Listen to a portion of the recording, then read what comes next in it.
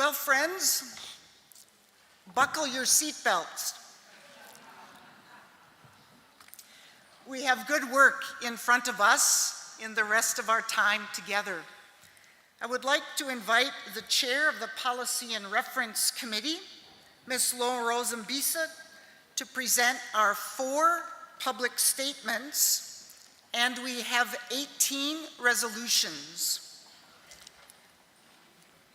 So here's how I suggest that we proceed. I want to remind you first that public statements will require a 2/3 majority in order to pass. For the resolutions that we will address, only a simple majority is required. Any unfinished business before us today will automatically go to the new council that will begin its work tomorrow. I want to suggest that if you have editorial corrections for the public statements or the resolutions, that you submit them in writing to the chair on a piece of paper, so everybody does it the same way. And then, over lunch, while we're having a lovely lunch together, they will work. And that way, when they bring back the public statements, if there are edits or changes, you will see the suggested changes following the deliberation of that committee over lunch. So I would also suggest we let them go first in the lunch line. So first, Laura Rose, please lead us through the first public statement. You all should have received a copy now. It is only in English, but it does have all the line numbers. So please, Laura Rose. Thank you very much, Chair. On behalf of Policy and Reference Committee, I present to the Assembly the following public statements. Public statement on war against Ukraine. As the 13th Assembly of the Lutheran World Federation meets in the city of Krakow, Poland, it is keenly aware that there is a war going on in the neighboring country, Ukraine. The LWF Assembly condemns the brutal attack of Russian Federation against Ukraine, which is contrary to the international law. We are terrified by the destructive power the aggressor is exerting to achieve its imperial goals. Thousands of men, women, and children have lost their lives. Many more suffer physically and mentally because of the horrors of the war. Cities, towns, and villages have become uninhabitable. Environmental damages are incalculable, and it will take decades to rebuild them.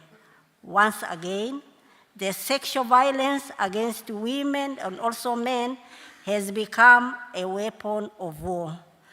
This war, moreover, does not have only local dimension, but has global impact as it is conducted by a nuclear superpower and has huge economic and food security consequences for many people all over the world.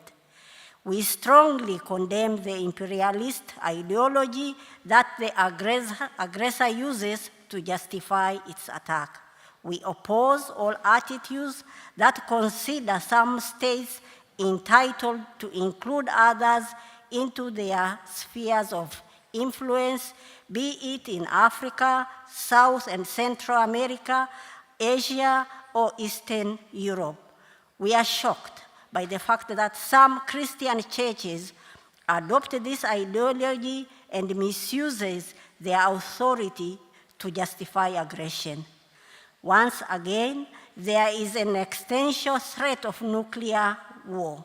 We are alarmed by the intimidations coming from the government representatives of the Russian Federation while keeping in mind that, in this case, there are no two sides escalating the conflict, but only an aggressor that threatens and a victim.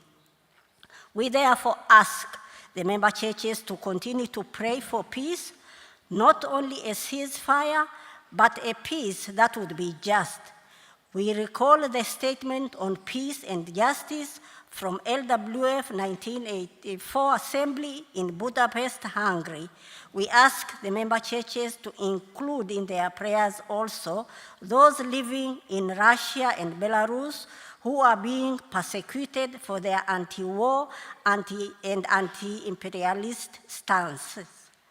There can be peace only if all the neighboring countries, Ukraine, Belarus, and Russia, are free and democratic, respecting human rights.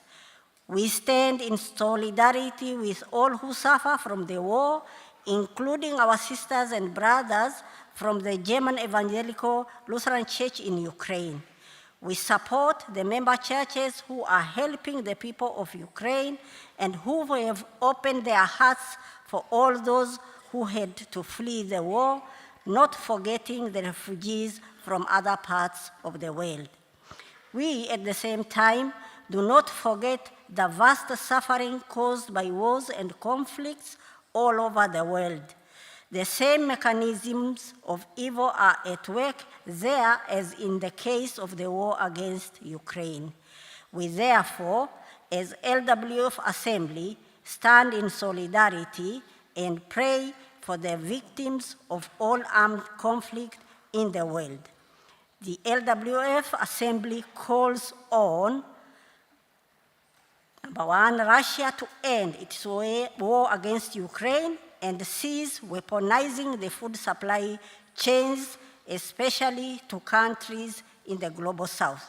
Second, the international community to invest more in developing and supporting just and peaceful means, including mediation, to prevent and overcome conflicts. Third, to the international community for bolder efforts to increase conflicts and crises in other parts of the world, including through concerted humanitarian aid and peace-building processes. And fourth, the LWF member churches to pray and work for peace and justice in all communities, regions, and in the world. Thank you so much, Laura Rose. The statement is before you for discussion and action.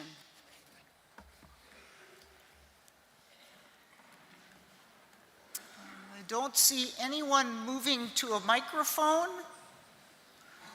Yes, now I do. Microphone 2, please. Baïsini Athanas de l'Église fraternelle luthérienne du Cameroun. Alors, je pense que la FLM devrait entreprendre LWF une démarche de médiation should dans ce engage conflit, into a mediation process in this qui lui conflict, impose une neutralité déjà, which forces parce que a ce que nous neutral cherchons, c'est la position, paix et neutrality, la because what réconciliation. we're looking for is Et nous peace pouvons pas building and procéder reconciliation, en condamnant d'avance. and Merci. we cannot proceed by condemning in advance. Thank you. Thank you. If you have a change to this, please submit it in writing, please, to the chair. Other comments?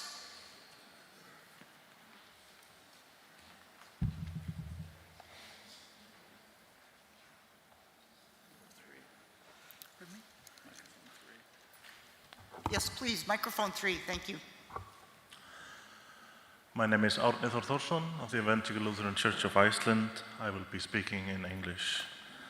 I'm referring to point 43 on sexual violence against men and women.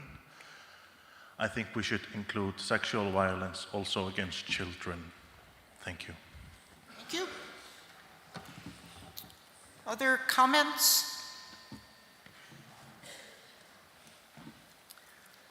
I don't see anyone at the microphone.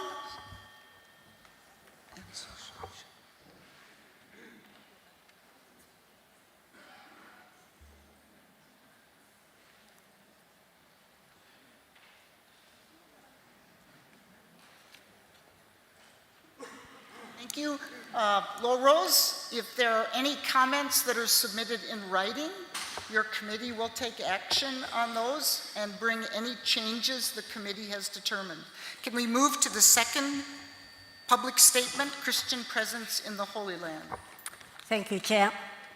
Second public statement on Christian presence and life in the Holy Land.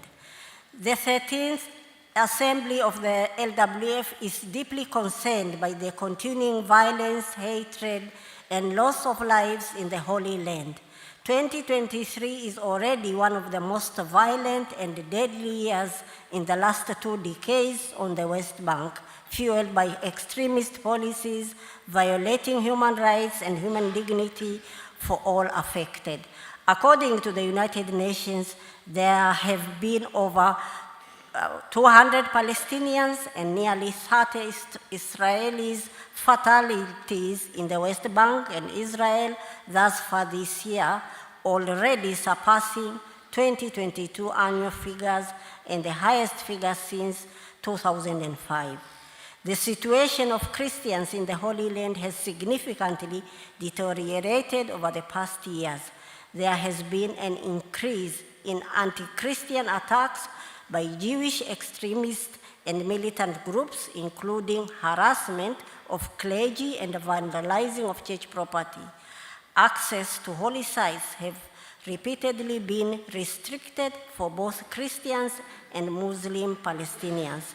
As the government of Israel continues to support the expansion of settlements which are illegal under international law, an ever-increasing number of Palestinian communities see their houses demolished and their access to land, housing, employment, and basic services such as health and education restricted or denied. The LWF Assembly condemns such actions and would like to recall the Statement on Peace and Justice from LWF 1984 Assembly in Budapest, Hungary. The policies and actions of the recent Israeli governments have demolished the possibility of Palestinian state. An increasing number of human rights organizations and some of Israel's own politicians and former heads of internal security have described the reality of the situation today. This should be a matter of concern to all of us. The church leaders in Jerusalem have been appealing to their sister churches and to the international community for solidarity and support. There is a growing fear that the already diminished Christian presence could disappear altogether from the Holy Land. The LWF Assembly stands in solidarity with its member church, the Evangelical Lutheran Church in Jordan and the Holy Land, and affirms its ministry and witness in these challenging times. Further, the LWF Assembly expressed solidarity with other Christians, people of other faiths, and Palestinians who are affected by the escalation of violence, occupation, and lack of access to holy sites. The LWF realizes that there are churches that are complicit in the injustice that the Palestinians and Palestinian Christians suffer through colonial theologies of superiority and power. The LWF Assembly also affirms its commitment to the LWF-owned and operated Augustana Victoria Hospital as a sign of its commitment to the Palestinian community and a symbol of hope in these extremely troubled times. The action that is required from the Assembly, that the LWF Assembly calls on the international community and the government of Israel to respect and ensure the access to holy sites for believers of all three regions. Second, the government of Israel to end its occupation and settlement expansion activities and immediately ensure equal rights to all. Third, international community to urgently address the Israel-Palestinian situation given the recent ongoing escalation of violence and occupation, hold the state of Israel accountable for their violations of human rights and the international law and find a lasting solution which would end of the half-century-long illegal occupation of Palestinian territories and ensure peace, justice, and equal rights for all. Fourth, the LWF member churches to examine, discuss, discern, and respond to the implications of the recent reports by international human rights organizations which describe the discrimination against Palestinians living under occupation or as citizens of Israel as overt and systemic, and find that the occupation continues to ignore the equal human rights dignity and human rights of Palestinians living under this system of control. Thank you, Lo Rose. The public statement is before you for comment and action, if there are no comments. Looks like we're ready to vote on this one. I don't see anyone moving to a microphone. We didn't vote on the first one. Because there were comments. Oh, okay. Yes, so can we have the action? Warm up your voting machines.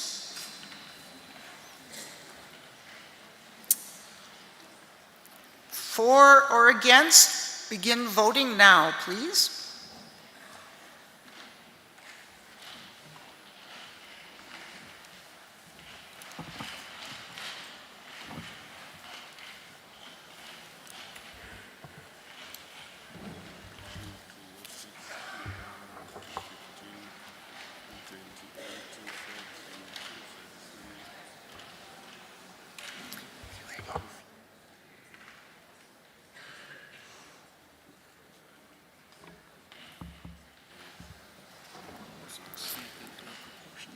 Okay, voting is closed. Reminder, this requires 2/3. Thank you, 90%, thank you.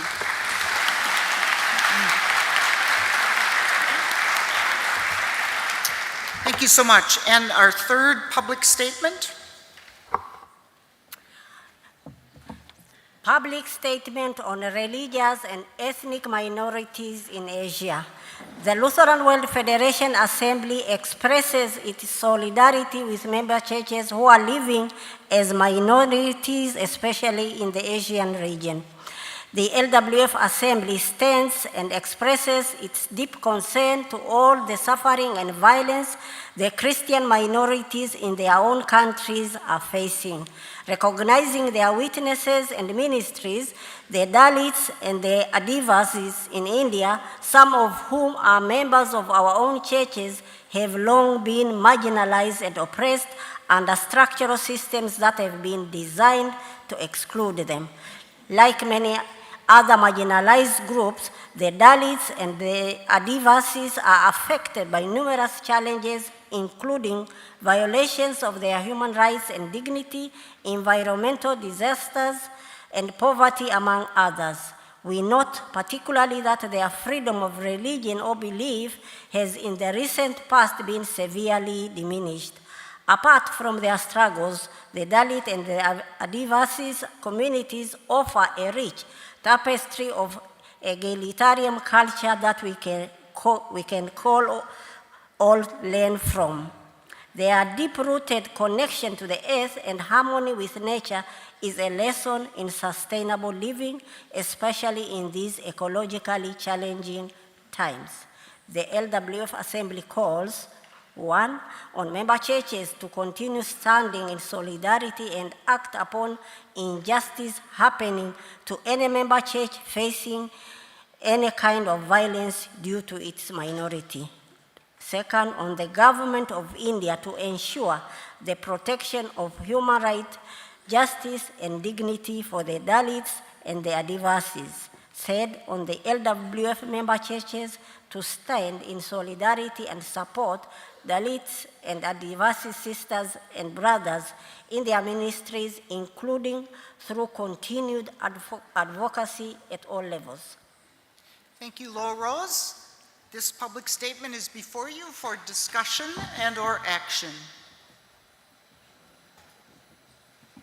Again, I don't see anyone moving to a microphone. Yes, microphone 6.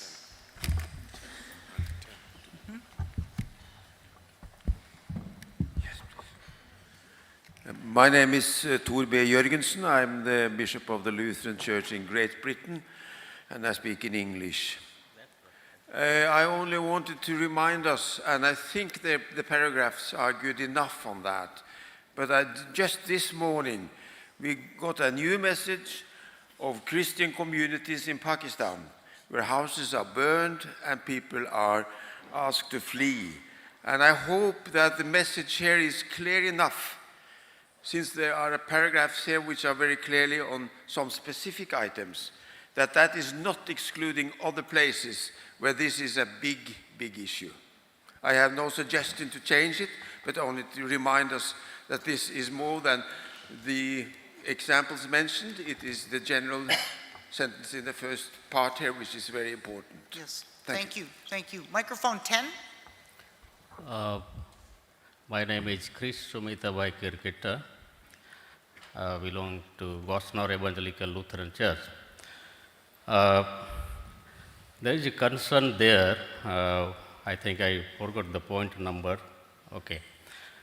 137, 38, and all along the para, we need to incorporate the term tribal, something like recognizing their witnesses and ministry, the Dalits, tribals, and Adivasis in India. So we need to edit these three, add this concept of tribal peoples, and also sometimes we need to underline, because there is some forces try to negates the concept of indigenous people also. So because of certain region, we need to include tribals and indigenous people too. So all along, we need to add the tribals and indigenous people in India. Thank you. Thank you so much. Well, if you could put that in writing to the chair, then they can work on where to place that in the document. So thank you. Microphone 3, please. Leon Chow, the Chinese Venice Church, Hong Kong Synod. I will speak in English. Thank you very much for remembering the Asian ethnic minorities' difficulties. However, these documents emphasize a lot of the situation in India, and it overshadowed the whole. In fact, a lot more in Asia is suffering. I ask if you can amend the document to have more emphasis on the general, it becomes general, situation of Asian ethnic minorities being persecuted, and rather than to emphasize on the two tribes of, two castes of India. Thank you very much. Thank you so much. Again, please put that in writing, one piece of paper, so that the chair has that. Thank you. Anyone else coming to the microphone? I don't see. Let's move to the fourth and final public statement. Law Rose, please read that. Public statement on tax justice. In a world that suffers from multiple crises, the climate crisis. Just a moment, Law Rose, please. Let's get the correct text on the screen, which is the public statement on tax justice. There it is. Thank you. Thank you. Thank you. Public statement on tax justice. In a world that suffers from multiple crises, the climate crisis, a pushback on human rights and gender justice, forced migration and economic inequality, the need for financial resources is crucial. But the current international economic and tax system exacerbates inequalities and causes depletion of the creation for the sake of generating profit. According to Tax Justice Network's State of Tax Justice, countries are losing a total of USD 427 billion in tax revenues each year to international corporate tax abuse and private tax evasion. This has a direct impact on the ability of countries to address poverty and provide basic services for their citizens. The Lutheran World Federation affirms the discussion and process towards the development of an internationally legally binding tax convention that was mandated by the United Nations General Assembly in 2022. The prospects of a multilateral convention to stop tax abuse is a sign of hope in these times of multi-crisis. We reiterate LWF General Assembly's call from 2017 for churches and related organizations everywhere to stand up and demand the fair redistribution of wealth and social protection as a matter of justice and human rights. The Lutheran World Federation remains committed and will continue advocating for economic justice and tax justice together with ecumenical interfaith and civil society partners.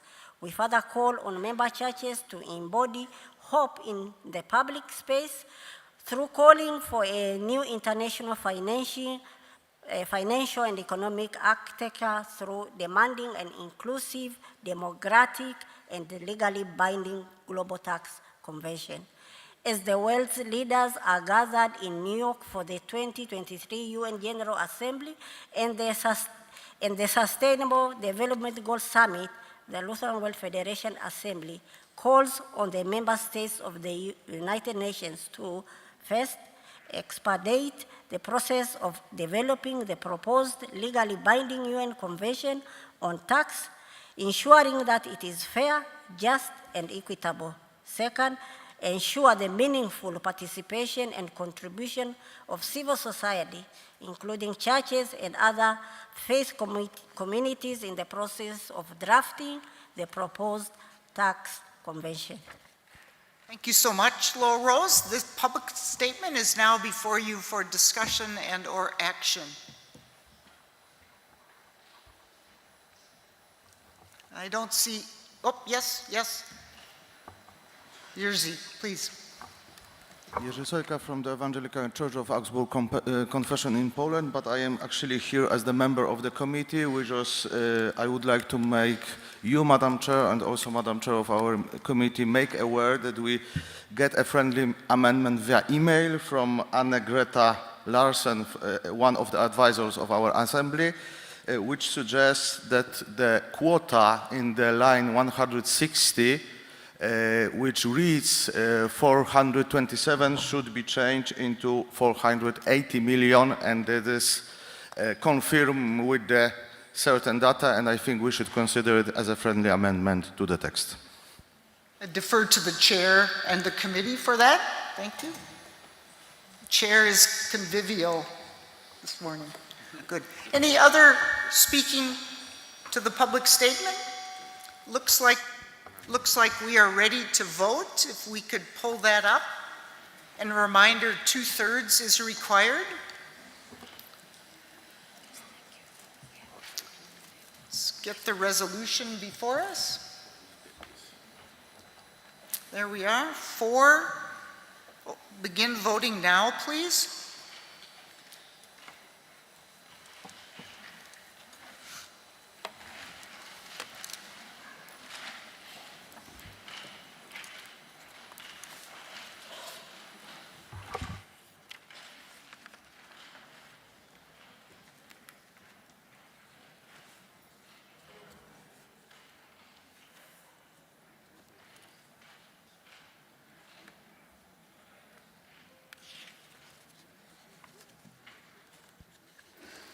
We still have some who haven't voted. Another couple seconds here. Please vote.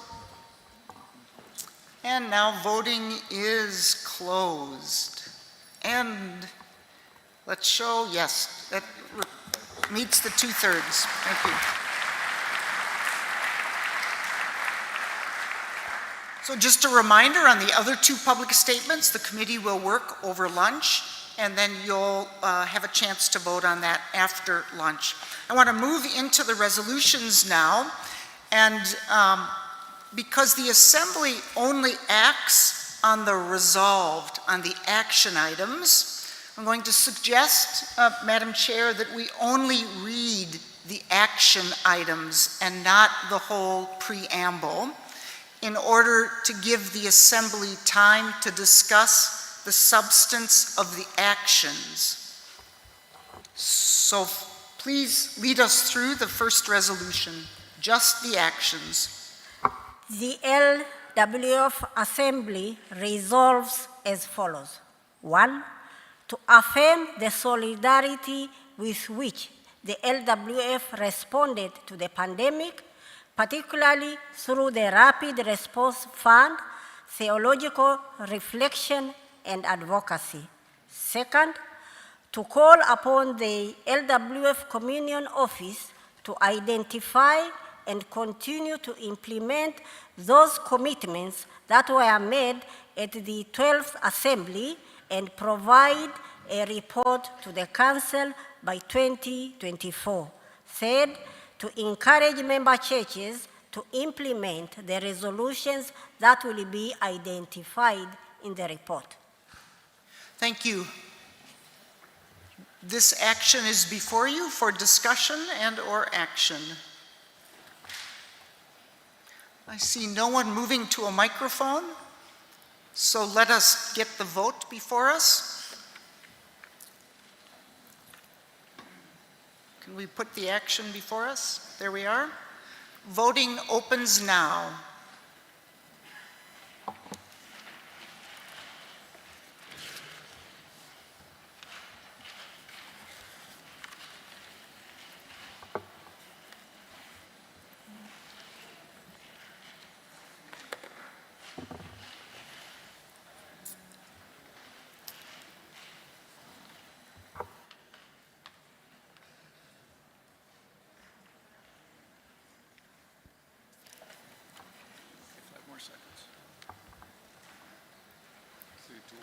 Voting is now closed. Let's see the results. A reminder, a simple majority is all that's required for the resolutions.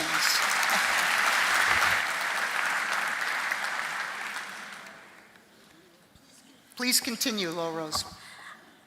Resolution on strengthening theological education. That the LWF Assembly adopt the following resolution. 1, to call on member churches to prioritize investing in theological education and the sharing of resources to support the sustainability of theological institutions. 2nd, to encourage member churches and their theological institutions to improve their curricula with the content that addresses misleading theologies and promotes responsible theologies as defined in the message of the 13th LWF Assembly. And 3rd, to call on the Communion Office to further strengthen and improve the theological education and formation network and the LWF learning platform, the LWF scholarship program. Thank you. This action now is before you.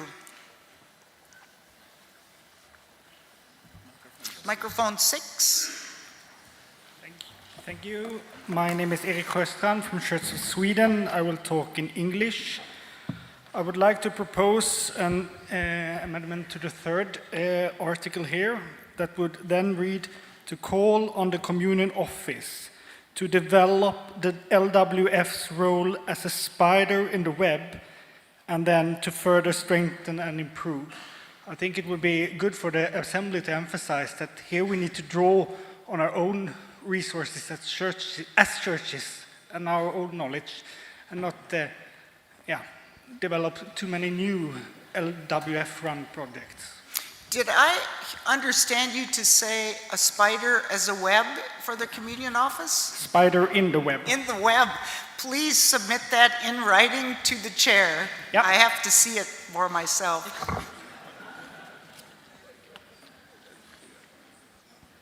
Other? Microphone one? Oh, yes. Growing up Estonian Evangelical Lutheran Church, I will speak in English. Can we have the text back? I would refer to the wording or like the concept of misleading theologies. As in our village group, we had this big discussion that first of all, it's a misleading wording, as we don't really understand all the same thing under misleading theologies. So maybe we should somehow add here that we first have to define what are the misleading theologies. Thank you. Other comments? I think this...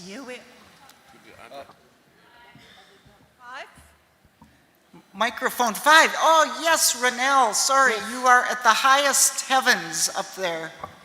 Eventually you will also get here.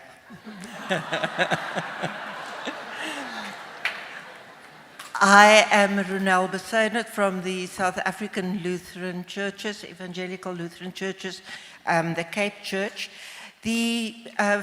A women's conference had the wording very stronger, and we would like to still have it included, that that gender equality and funding for gender equality, and I can read it as we have it here, that the Assembly calls on the LWF communion offices and the member churches and regions to provide prioritized funding. That's a minimal percentage to advance and support gender justice and women improvement. And then we also had that we call on member churches and the communion office to address and reform theology, public messengers, and church relations that do not support gender justice. There's a third one that we do not see included. The Assembly calls on the LWF Communion Office and all member churches leaders to address and end policies and practices, including sexual favors that harm women who seek scholarship, education, and leadership. The whole idea of gender equality and funding for us is not strongly enough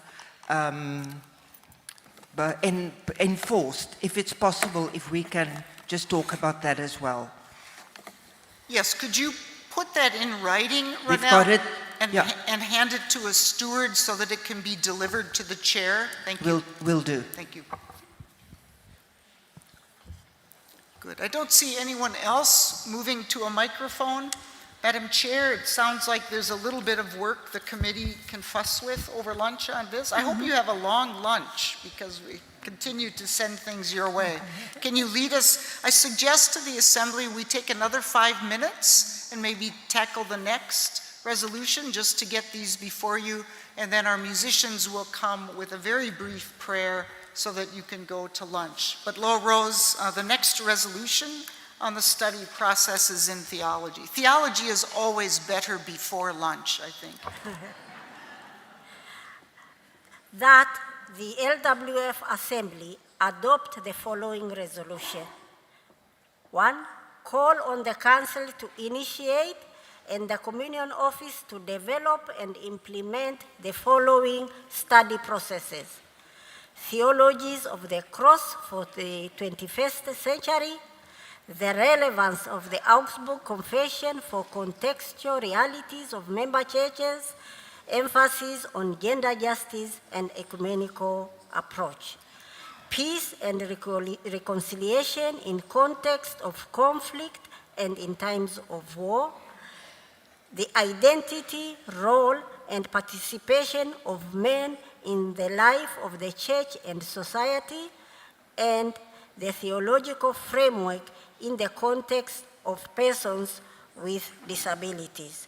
Second resolution calls on the Communion Office to ensure that LWF publications and materials are accessible to member churches, followed by an intentional process of reception and wider use. Thank you. This now is before you, microphone 4. Thank you very much. My name is Christine Keim. I'm from the Evangelical Lutheran Church in Württemberg, and I speak English. Microphone? Can you hear me? Oh, shall I say my name again? Oh, sorry. My name is Christine Keim from the Evangelical Lutheran Church in Württemberg, and I'll speak in English. Thank you very much for the proposal. I do have an amendment for point number 1, bullet point 1, where it says theologies of the cross for the 21st century. We would like to add, and especially what does it mean for the LWF and its communion to do holistic mission in the 21st century? The reason is that in our discussions in the village group and beyond, we have realized that there are many different understandings of mission. In order to become aware of the different perspectives and to be able to enter into a conversation, we would like to ask the LWF to open up a study process, and that is why we're asking for an amendment. Thank you. Just make sure that's in writing for the chair. Microphone 6, please. Thank you very much. My name is Johannes Saylor, Church of Sweden, and I will speak in English. To enhance and promote theological reflection has always been key to the LWF. Many of these study processes have been richly informed by insights and reflections offered by our ecumenical and interreligious partners.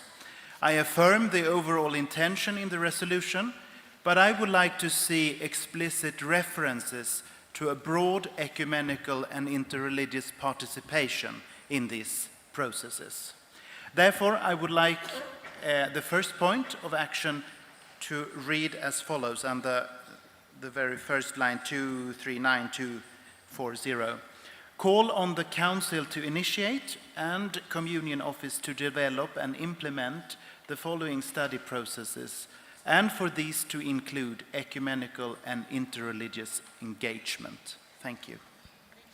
Thank you. And in writing to the chair, please, microphone 4. Thank you, Madam Chair. Dional Sinaga from Batak Protestant Christian Church, Indonesia, and I will speak in English. Thank you for these proposals, and I will add to the action number 1, the call to initiate the study process on eco-theology. I think the whole assembly in this week, especially yesterday with the March of the Youth, which we all support warmly to respond to the climate crisis and environmental deterioration. I think we should encourage our seminaries and our churches to develop the eco-theology. Thank you. Very much. Microphone 5. Andreas Wöhle, Protestant Church in the Netherlands, reacting to the suggestion that bullet 1, that is talking about theology of the cross, should be focused at mission theology. I would rather have an additional point there, because otherwise you narrow theology of the cross to this subject, and I think it has wider implications that should be searched out. Thank you. Yes, thank you. Thank you so much. Anyone else speaking to this? Microphone 1, I think that is. Yes, thank you. Thank you. Thank you, Sister Nicole from the Evangelical Lutheran Church in Bavaria, Germany. I'm speaking in English. Thanks for this resolution. I would like to say something about point 1 and the bullet point, the identity, role, and participation of man. Probably it's a very short story when you're talking about the beginning of LWF, when you're addressing participation, but I would like to add that we should not fall beyond contemporary research on gender relations. So I would like to see some aspects of power relations in here and the aspect of a contemporary definition of using the contemporary definition of masculinity and therefore addressing the issue of gender relations as gender hierarchies and power relations. So just saying we are asking for participation and counting the number in a way, and I know that I'm stressing the point too far with that, just saying that would be, let's say, 40 years or 30 years at least before the point where research is right now. So I'd like to see this added if possible. Thank you so much. I'm going to call this part of our session to a close and recess for lunch, but first we have announcements and then our president will pray. So first, Arnie, please. Let's give Lo Rose and her committee a wonderful hand for this incredible work. Incredible work. Well done.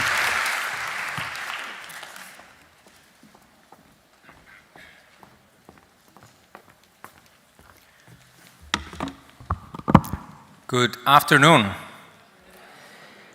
It is indeed announcement time on the final day of the assembly, and I only have a few, but they are very important. So we start with interpretation devices. If you are sitting up there at one of the narrow tables, can you look under your table to see if there is a device there? Because there are 50 devices missing, which is a little bit too much, I think. If you find them, just hand them back. No questions asked. Marc-Henri, I need you now. In your mailbox, there should be a link to the evaluation form for the assembly. And we would really, really appreciate it if you were to fill that out and give us feedback. What went well? Where can we learn something? Because we want to make sure that as we prepare the next assembly, as well as other LWF events, we do the best.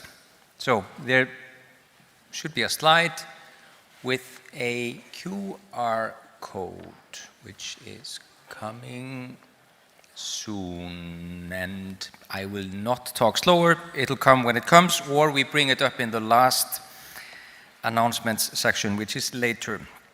There is a program tonight in the Lutheran Church downtown, a concert with words or music with messages.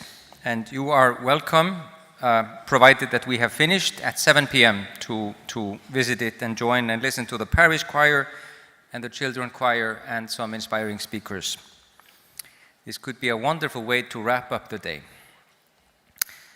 As announced yesterday, we are going to take our group photo now, after the prayer. And we're going to do it in this hall, which is very beautiful. So after President Musa leads us in prayer, I'm going to ask my colleague Albin to actually explain how we do this. We will do this basically from the stage, looking at all of you. But that's it for the announcements. Thank you, Arnie. I just want to add one more word, that if you have looked ahead to the other resolutions and already know that you want to make some changes, Lo Rose, my dear sister, I hate to do this to you, but just give your suggestions to the committee so they have that before lunch and can, it might make our afternoon go a little more efficiently. So thank you. The Lord be with you. Let us pray. We give you thanks, gracious God, for your mercy, for your presence in our midst. We ask that you guide and direct us, and through this break, renew our strength unto your service. In Christ's name, amen.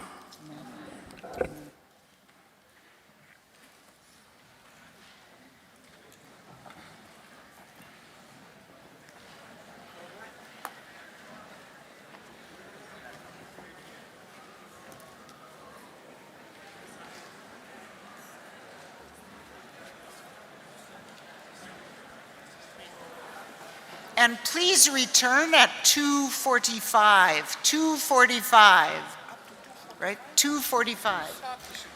2:30. I hear